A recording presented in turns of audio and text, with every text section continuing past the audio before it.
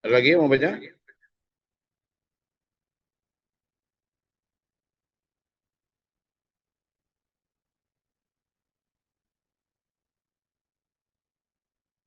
Kita sampai di surat Al-Mu'minun. Sampai di ayat 43.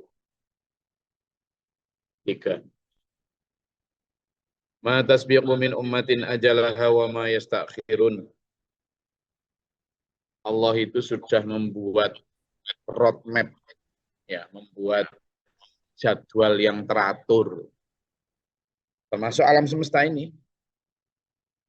Kalau Allah berkehendak misalnya membuat bumi ini, langit semesta ini sekali ucap langsung jadi, ya kerso saja. Tapi Allah membuatnya dalam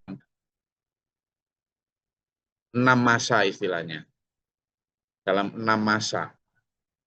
Nah itu kan berarti memang Allah ingin membuat satu contoh bahwa semuanya itu butuh proses. Padahal kalau Allah mau berkehendak, nggak usah proses. Ya bikin-bikin aja, kun fayakun. Tapi Allah menjadikan bumi semesta ini disampaikan di situ sebagai 6 masa. Gitu kan? Jadi kalau di dalam 6 masa itu, kenapa ada 6 masa? Masa itu disebut ayam. Ayam padahal dari kata yaum. Yaum itu kan hari. Tapi ini bukan 6 hari dalam arti hari kita ya. Tapi 6 tahap. Sama dengan pengutusan Nabi Rasul itu. Ada 124.000 Nabi Rasul. Kan gitu. Kenapa nggak diturunkan aja bareng? Masa gerombolan bareng gitu. 124.000 sekalian jadi satu. Kenapa nggak gitu? Kenapa diturunkan secara tatro, berturut-turut? Kenapa? Ya karena memang ada kronologinya, ada sebab-sebab sosiologisnya. Begitu.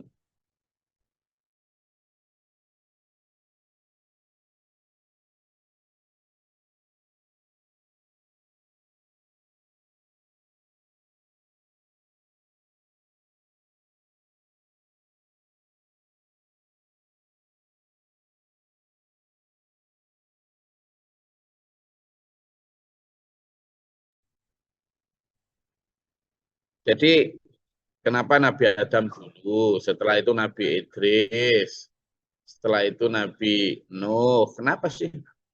Kenapa nggak dibarengkan aja para nabi itu di periode awal saat berkan gitu? Apa? Ya karena harus ada sebab. Kenapa manusia misalnya nggak diturunkan aja langsung 7 miliar orang priong bareng gitu aja? Kenapa? Kenapa harus lewat lahir Sukiyem, Sutijem, Poniran, Ponimin, Michael, Albert? Kenapa sih harus lewat lahir dengan mereka? Kenapa nggak langsung aja biung 7 miliar orang di tahun 2025 jerep gitu? Kenapa? Ya karena ada proses. Demikian pula para nabi, para rasul. Kenapa Nabi Adam sampai Nabi Muhammad SAW nggak diturunkan berbarengan? Ya karena memang turunnya para nabi, para rasul itu ada sebab, ada muasal, ada faktor variabel yang membuat kenapa rasul dan nabi itu diutus. Satu diantaranya ya kerusakan umat. Seandainya setelah Nabi Adam itu tidak ada pelanggaran, tidak ada kerusakan, tidak ada kejahatan, tidak ada ketersesatan, ya nggak akan ada Nabi lagi, wong sudah baik. Sudah baik kok, ngapain diturus Nabi? Demikian pula ketika misalnya setelah Nabi Muhammad SAW, kalau memang Quran itu diamalkan secara konsisten murni oleh umatnya Nabi Muhammad SAW, ya Allah nggak akan menambal sulami umat ini dengan pembimbing-pembimbing selanjutnya yang bukan berupa Nabi Rasul tetapi para mujaddid. Selalu begitu dan memang proses itu menjadi sunnatullah. Makanya di sini disebut matasbiqu min ummatin. Tidak mendahului satu umat ajalaha, ajal atau waktunya, wa ma yastakhirun, dan tidak juga menangguhkannya. Jadi mereka punya saat masing-masing. Di situ disebut, kalau kalimatnya ini ada kaitan dengan ayat lain, bahwa likulli ummatin ajal, gitu ya. Ada di ayat lain itu likulli ummatin ajal. Coba dibuka di surat Al-A'raf ayat 34. Surat Al-A'raf ayat 34.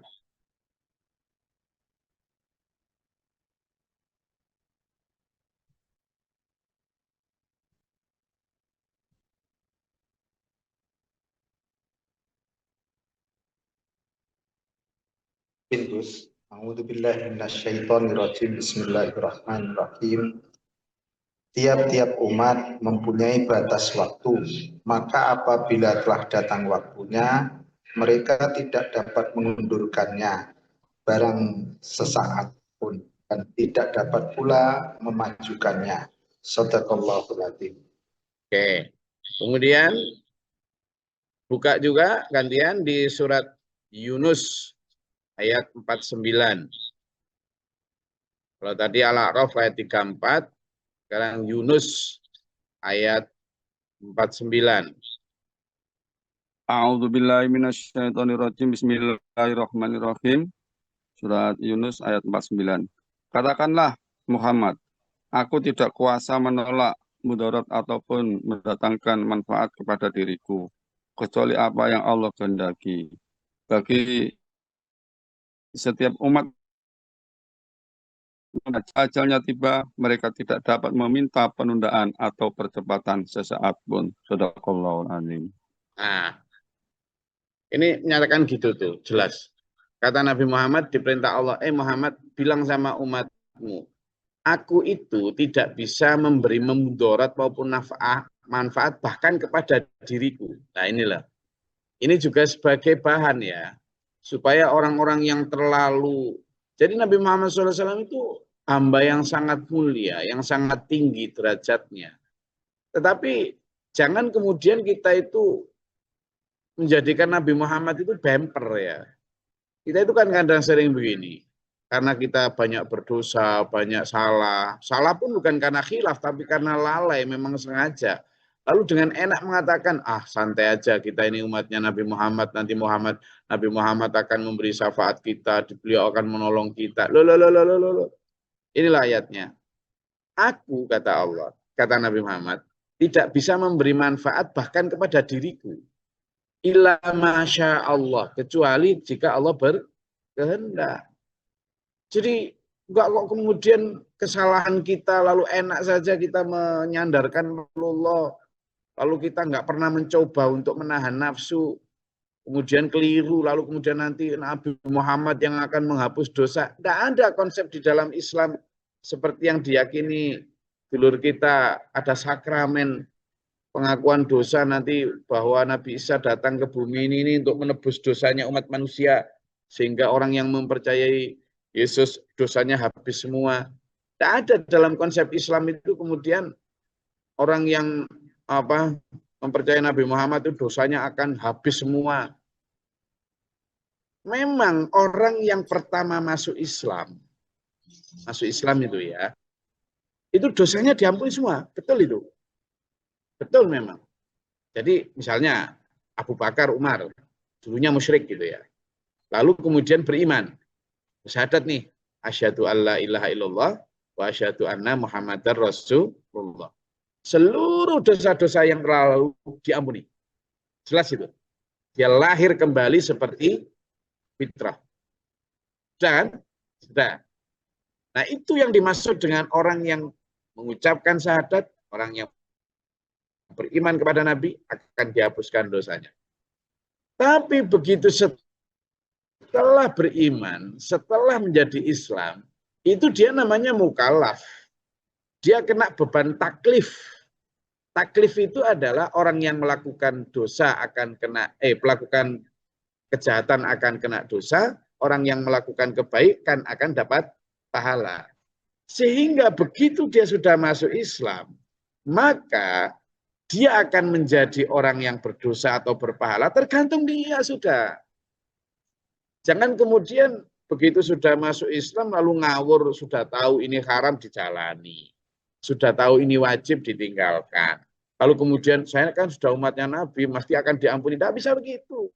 Begitu Anda sudah Islam, maka Anda adalah orang yang bertanggung jawab atas diri Anda masing-masing. Wala taziru waziratu wizra ukhra.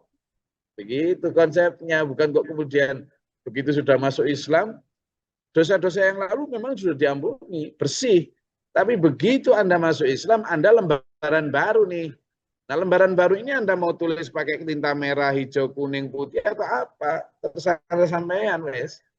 Jangan kemudian Nabi Muhammad dijadikan bemper. Nabi Muhammad SAW akan memberi syafaat kalau saya dan sampean ini mengikuti sunnahnya. Makanya di situ disebut dalam surat Yunus ayat 49 tadi itu. Katakanlah Muhammad, itu diperintah Allah perintah ini. Supaya manusia nggak jadikan Rasulullah sebagai bemper tadi. La amliku li nafsi. Aku loh tidak berkuasa atas diriku. Baik doron dalam hal kemudorotan, wala naf'an maupun memberi manfaat. Illa masya Allah, kecuali Allah mengendaki. Gitu. Nanti akan kita coba. Nah, makanya likulli ummatin ajal. Setiap umat itu punya batas waktu. Ila ja'ajaluhum, baik umat secara pribadi, yakni umurnya, matinya seseorang itu, idza jaa ajaluhum, ketika datang ajal mereka, la yastakhiruna sa'ah, tidak bisa diakhirkan, dimundurkan 1000 itu, wala yastaqdimun, dan juga tidak bisa dimajukan. Ya Allah, kan ada malaikat Israel datang ya. Ya, malaikat Israel datang. Si fulan, ini waktunya giliran kamu berangkat. Kamu mati nih. Waktunya kamu mati. Terus kita ngomong, aduh, sepurane malaikat Israel ya. Iki anakku gurung kawin, rencanaku tahun ngarep. Mau tak datangkan grup apa? Qasidah, grup apa? Sepurane iki omaku gurung dadi. Ini masih mau tak bikinkan, tak pesenkan ini loh, apa pintu kayu dari Jeporo. Jangan ke sini dulu ya. Terus malaikat Israel itu, oh ya kalau gitu tak balik dulu. Kamu belum siap ya? Belum. Atau ada orang yang misalnya lebih agak sok alim, sok beragama lah. Tok, tok, tok, tok. Assalamualaikum. Si Michael. Saleh nih. Terus David. Ya siapa itu? Saya Israel. Mau ngambil nyawamu. Diajak pulang kamu. Wah, saya ini percaya ada kematian, tapi belum siap sangu saya untuk akhirat. Ini lagi nyari sangu saya ini. Ngomong gitu. Ini kan sepertinya alasan yang agamis tuh. Saya ini lagi mempersiapkan sangu. Saya pikir terus malaikat Israel, oh belum siap ya. Ya sudah nanti saya tak matur Allah. Ternyata si David belum siap nih, masih nyari sangu ibadah. Balik gitu, enggak. Kamu mau siap, mau enggak siap urusanmu. Tugasku nyabut nyawamu, maksa kamu pulang.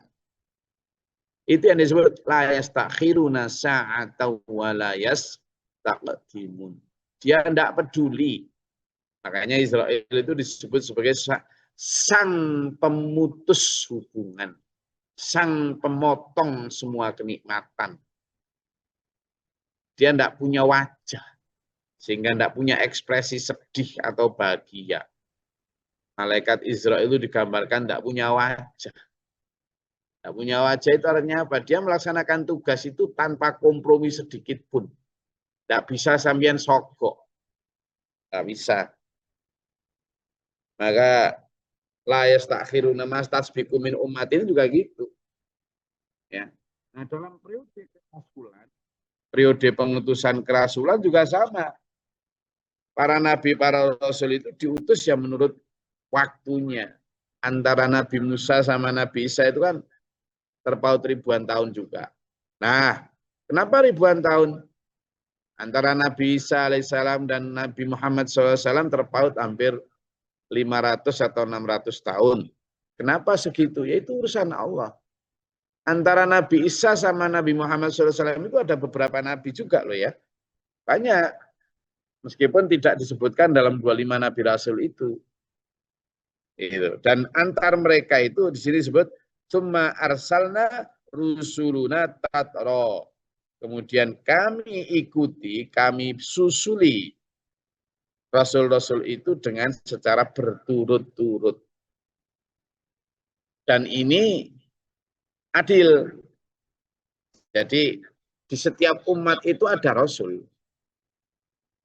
Maka tidak benar kalau Rasul itu hanya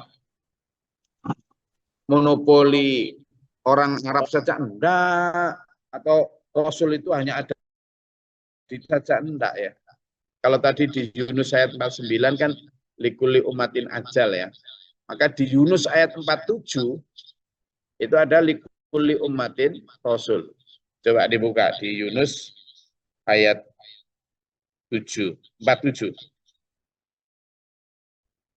Yunus ayat 47.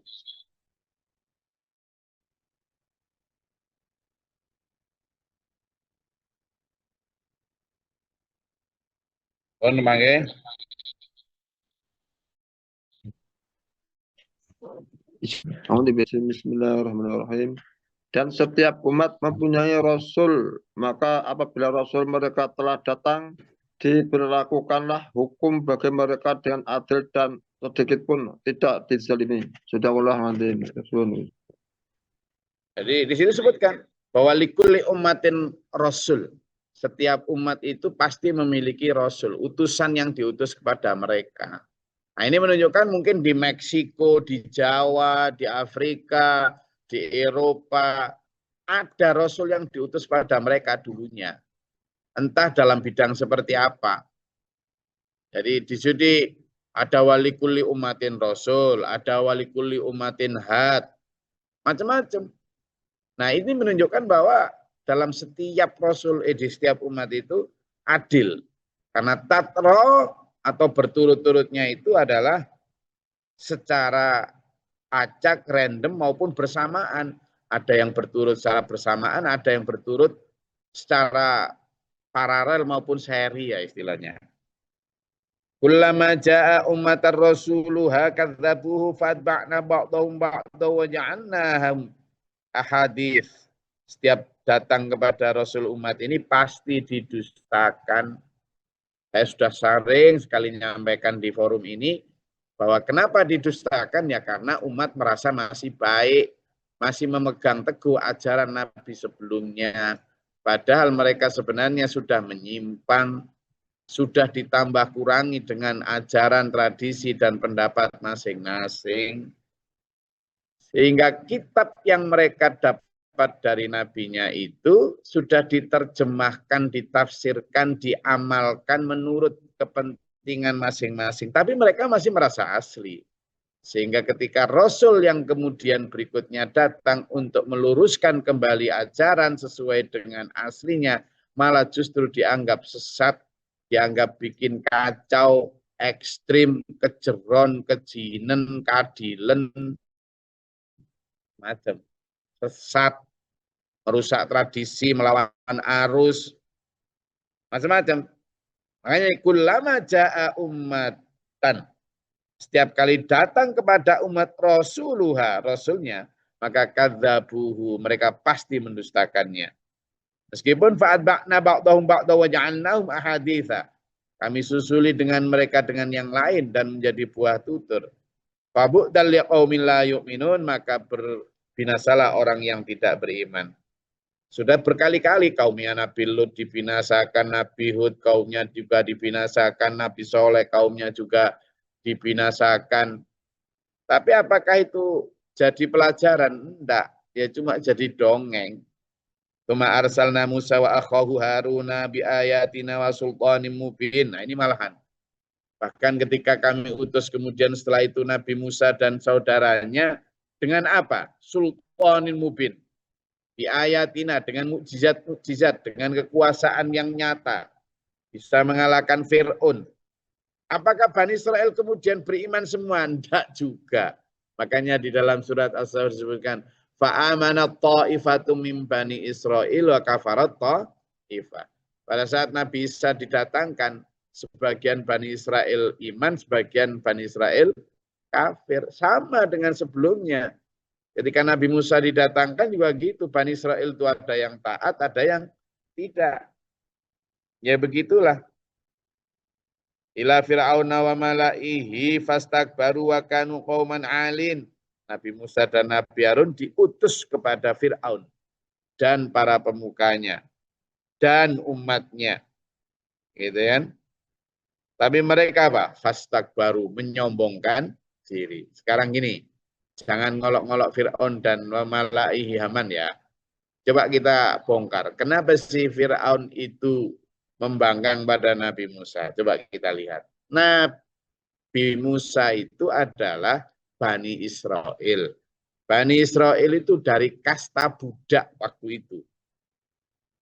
Jadi Bani Israel itu dianggap strata kasta paling rendah di dalam struktur sosial masa itu.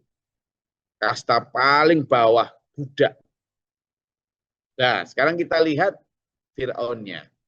Fir'aun itu raja, menguasai Mesir dan hampir sebagian besar wilayah-wilayah di luar itu. Fir'aun itu tidak ada lawan. Fir'aun itu punya arsitek-arsitek hebat, namanya Haman dan kawan-kawan, yang bisa membangun negeri itu dengan luar biasa, infrastruktur terutama. Luar biasa. Ya. Kemudian Fir'aun itu tidak pernah sakit. Artinya kekuasaannya nyaris tak terbatas. Kira-kira orang dengan kekuasaan, dengan kekayaan, dengan fisik yang seperti itu, layak nggak sombong? Layak nggak sombong? Dan yang kedua, layak nggak dia menghina Nabi Musa yang berasal dari kaum budak? Nggak usah jauh-jauh sampean sebagai raja. Sampai gak kaya dikit lah, nggak kaya agak lah. Punya mobil ya paling 2 gitu ya. Rumah ya 2, duit ya 1 M misalnya. Terus Saman punya pembantu 4 gitu. Pembantu nih, Saman dalam cara memandang pembantu Saman itu bisa nggak memandang setara kayak sampean? Bisa? Bisa? Enggak. Pikiran sampean bisa? Nah, bisa. Mandang pembantu Saman itu kayak gimana? Ya pembantu. Salah bener ya tetap salah bener siapa? Ya bener majikan. Pembantu ya opo tetap salah. Disentak, dilokno. Padahal dia baru pembantu, bukan budak loh ya. Dan Anda juga bukan raja, baru orang yang punya uang dikit lah, 1 M misalnya. Jangankan punya uang 1 M, baru punya uang 100 juta, mobilnya baru Avanza gitu aja sudah. Iya toh? Punya pembantu gitu rasanya, oh. Ya kan? Jadi jangan salahkan Fir'aun. Kita ini seandainya diberi ujian kekuasaan dan kekayaan kayak Fir'aun, mungkin kita juga akan seperti Fir'aun loh ya. Makanya tak kasih analogi sedikit tadi.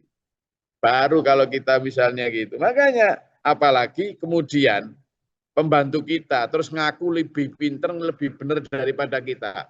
Wahai Pak Majikan, sampean itu keliru. Sini tak arahkan. Kira-kira Saman digitukan oleh pembantu Saman gitu gimana? Ngamuk merasa paling ahli dalam bisnis tertentu. Ya, entah itu hukum, entah pertanian, entah tambang atau apa. Lalu ada pembantu sampean terus ngasih tahu caranya mengatur tambang itu gini loh Pak Majikan. Saman itu nggak ngerti cara menjalankan toko. Saman itu ngerti apa tentang pertanian. Sini tak ajarin. Pembantu sampean ngomong gitu. Kira-kira Saman jawab apa? Lah ini Fir'aun juga begitu. Dia itu saking kuasa, saking kaya, saking kuatnya pasukannya dan sebagainya. Maka dia mengaku Tuhan. Lalu ada dari kasta budak namanya Nabi Musa dan Nabi Harun. Dulu ya disebut Harun Musa gitu aja kan. Lalu ngomong isi Fir'aun, hei Fir'aun, kamu itu selain jangan ngaku Tuhan, ada Tuhan yang harus kamu sembah, sini tak ajarin cara beribadah. Ya apa sampean? Nabi Musa ini tidak punya bolo satu sedikit pun, sendirian, hanya berdua sama Harun ini loh, keluntang-keluntung berdua itu loh. Kelontang-kelantung berdua. Nah ini yang dilawan itu adalah rajanya raja, Fir'aun yang kuasanya amit-amit itu. Gitu, plus dengan Hamannya, plus dengan Korun yang konglomerat, pokoknya ini bukan hanya apa oligarki ini sudah oli mesin, saking kayanya itu. Nah terus Nabi Musa sama Nabi ini tidak punya kekuasaan apa-apa, tidak punya kekayaan apa-apa, ya kan? Lalu balik ke situ. Jadi kalau di kalimat dalam ayat 46 di sini, fastak baru lalu mereka menyombongkan diri. Pantes. Saya nggak ngomong bener loh ya. Sombong jelas keliru. Tapi mereka sombong itulah apa? Pantes. Pantes itu belum tentu bener loh ya. Gitu. Wa kanu qauman alin, bahkan Quran sendiri mengakui dan mereka adalah kaum yang tinggi. Baik tinggi secara fisik, tinggi secara ilmu pengetahuan, tinggi secara kekuasaan. Itu. Apa coba kalimatnya mereka? Faqalu, maka mereka berkata, anu minu li basyaro ini mislina. Masa kita mau beriman kepada orang yang sama dengan kita, yang makan minum, yang pergi ke pasar. Udah gitu, wa qaumuhum lana abidun. Apalagi mereka ini kaum orang yang menjadi budak kita, katanya. Menjadi apa? Budak kita. Masa kita mau disuruh beriman sama Harun sama Musa yang dari kasta budak ini. Pembantu kok akal-akal jadi nabi gitu loh. Aneh-aneh. Gitu ya. Anuk minu li basyaro ini tak gampang beriman itu. Jadi jangan dasar Fir'aun. Kalau sampean dan saya dikasih kekuasaan kayak Fir'aun, mungkin sombongnya malah melebihi Fir'aun. Sampean kalau dikasih kekuasaan, kekayaan kayak Korun, sampean pikir mudah tak taat sama Nabi Musa, Nabi Harun? Tidak mudah, susah.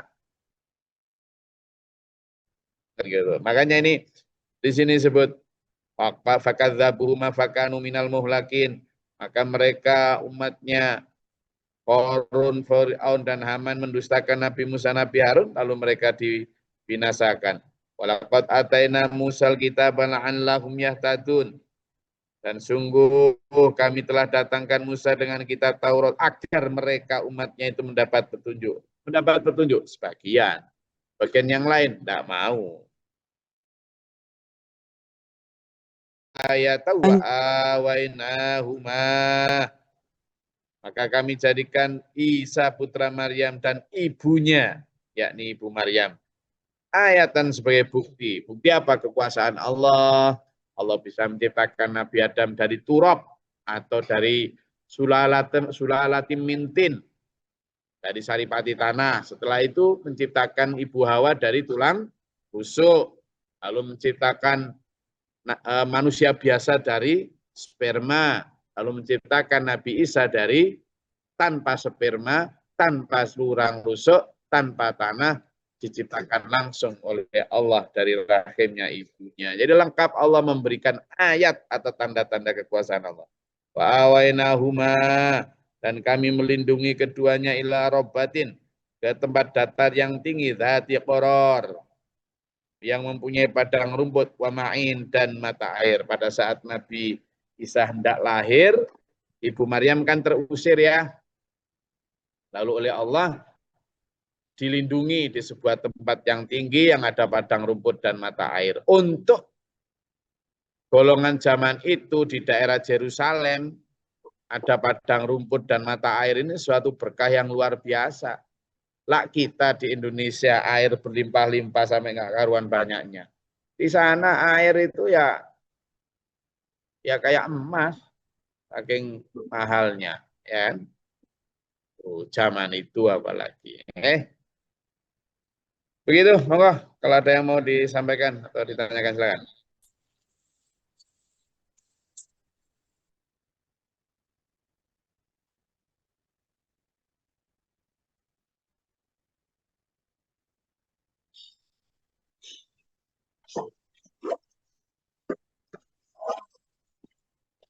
Ya, ada? Oke, kalau tidak ada, saya rasa cukup kajian kita pada pagi hari ini. Dan tetap semangat dulu ya.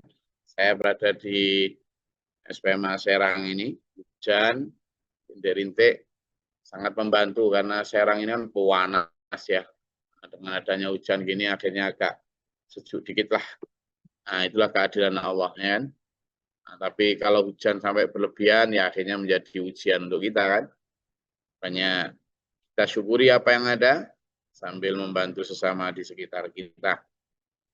Sambil tetap bekerja, belajar berdoa, kita ikuti aturan Allah dan semoga Allah merahmati kita, menuntun kita, mengambil diri dalam siratul mustaqim. Allahumma sholli wa sallim barik ala sayyidina. Allahumma fil mu'minat wal muslimat. Allahumma atina fi man hadayt wa afina fi man afayt wa lana fi man tawallayt wa barik lana fi ma atayt wa qina syarra ma qadayt wa innaka astaghfiruka wa atubu ilaika wa sallallahu alaihi wasallam. اللهم دفعنا البلاء والوباء وجعلنا من الجن في شيء تنكف وربنا نجنا ولنا صابنا من القوم الظالمين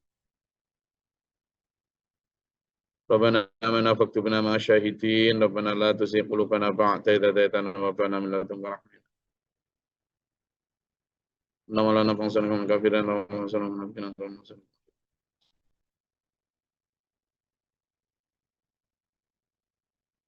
ربي أعوذ بك من همزات الشياطين وأعوذ بك رب يحضرون نفس رحمة اللهم تعالى باب رحمتك اللهم انزل لنا رحمة بيدك قتل الأمطار وبيدك تبارك العشر